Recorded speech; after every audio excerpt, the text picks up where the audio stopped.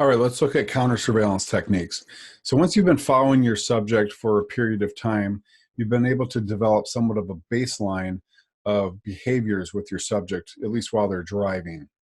Now, when they start to deviate from those baseline behaviors, that's when you want to see or be more vigilant in case your subject is looking to draw you out or looking to see how you're reacting.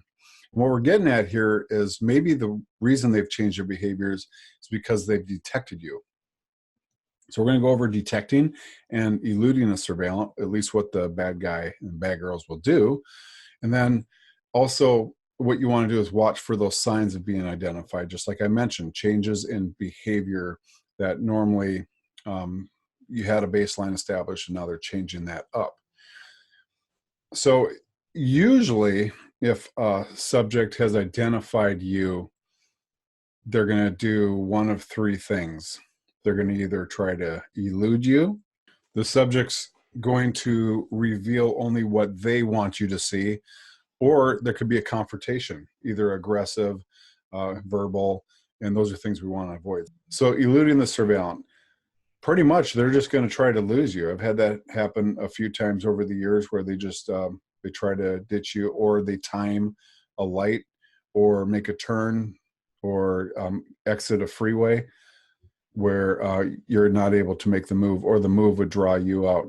And what you want to do on these with these counter surveillance techniques is you ultimately have to decide whether you want to kind of, if they think that you're following them, do you want to just confirm it by staying with them, or do you want to just back off and give it another day?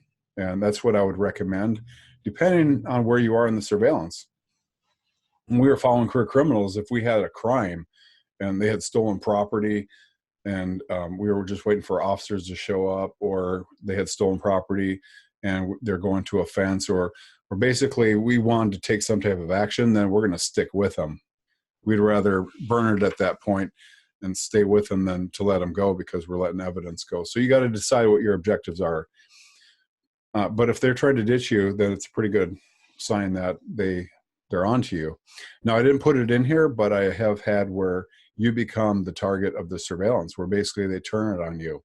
It happened to me in South Phoenix on some violent homicide drug dealers that were killing a lot of people and ripping off a lot of drug loads. And that's probably the hardest group I ever followed. As a matter of fact, this guy's wife, like 2 years before, burned my surveillance. Like, they were extremely vigilant. And the reason is because they had a hit on their head from the Mexican cartel. And so their safety and their life is in jeopardy. And so they're very vigilant on what's going on just to stay alive. And so they're going to pick up on vehicles that are following them. And they did. Like I said, the husband and the wife burned me. And those are probably the last two major burns I took in my career before I retired, from the same couple 2 years apart. And as far as I know, they're still out there doing their thing. But so he basically turned the surveillance on me. Again, like the wife had burned me 2 years prior when I was working the Homicide Drug Task Force. A couple years later, we ended up supporting homicide when a drug load was ripped off and a person was killed, and the last phone number on the phone was a suspect. And they said, hey, this is the last person the guy called, and we believe he's the suspect in the homicide. And as soon as I heard the name, I'm like, you got to be kidding me. Like, we dealt with this like a couple years prior.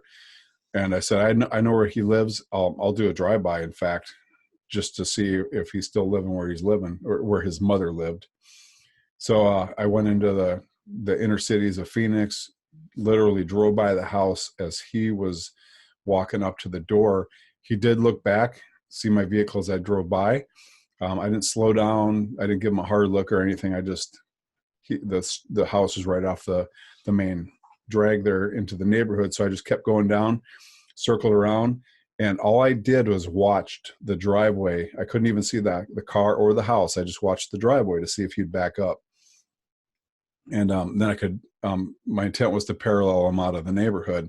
And let me see if I can find that neighborhood real quick. All right, I want you to take a look at this. again, I was scouting out this house, right? So we had a somewhat of a main road here, and the subject's house was on the north side of the street. Let's say about right here. I'm just using a neighborhood that is it's a few blocks from my suspect. I don't want to give away, too much information here, but so my suspect was here. I had come from the north, pulled down the street, and the subject was walking up to the house as I drove by.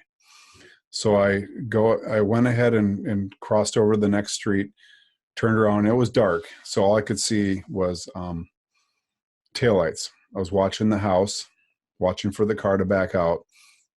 I turned around, I was lights out. I saw the vehicle pull out, and as soon as it started backing out, I pulled up here, went up, and then came over here to parallel it out of the neighborhood. It was actually probably more about mid-block because I know where I was. I had enough time to go up and parallel the vehicle out before the vehicle would have been lost out here. This is the same car that when I was telling you about the homicide drug task force, like these were the suspects. This was the parents' house, but like when they left, boom, they left. And as a matter of fact, he had the same car that we had followed a couple years before when I was working on the homicide drug task force. So paralleled him up. I got to the stop sign here and I looked down and I was waiting for him to commit south or north, and he stayed there and I could see him. And so at that point, what I should have done is either gone north and watched in my rearview mirror to see which way he went, and then if he turned south, I would have just flipped around and went after him.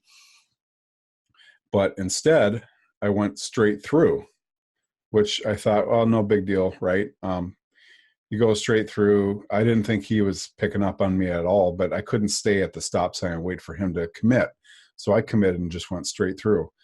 And he immediately went straight through. And at that point, I knew, well, I didn't necessarily know that he was onto me, but I was just kind of wondering, like, where's he going, crossing straight over, and why hadn't he committed before? So as he got up to the next main road, I was up here, and when he went straight over, I shot up here and I went south to try to pick him up. And as I went south, he was at the stop sign. So I went through the stop sign. He dropped in behind me. And this is the guy that we were warned from from DEA and other, organizations that like we really need to watch our back or watch our six on these guys because they will shoot and ask questions later. This is the same guy that took out the assassin from Mexico that was sent up to kill this guy. So we're talking like serious bad guys here. So he started following me through the neighborhood, and as soon as I got down to the main drag, and I was clearing on my radio, there's no teammates even close. As soon as he got down to the main drag, that's when I ditched him. Like I was under surveillance at that point, and I didn't want to have anything to do with this guy. I had no support. I had no reason to really call patrol or anything to have him stopped or anything. I just got out of there. And so that happens.